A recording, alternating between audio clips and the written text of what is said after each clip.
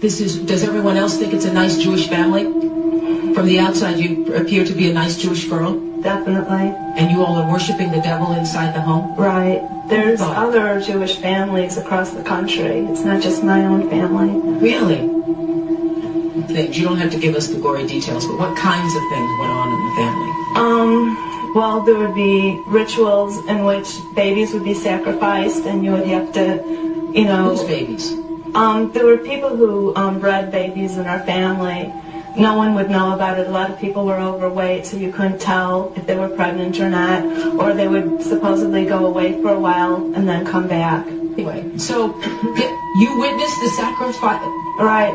When I was very young, I was forced to participate in that, in which I had to sacrifice an infant. And the purpose of sacrifice is to what? Is to bring you what? What are you sacrificing for? For power. Uh-huh.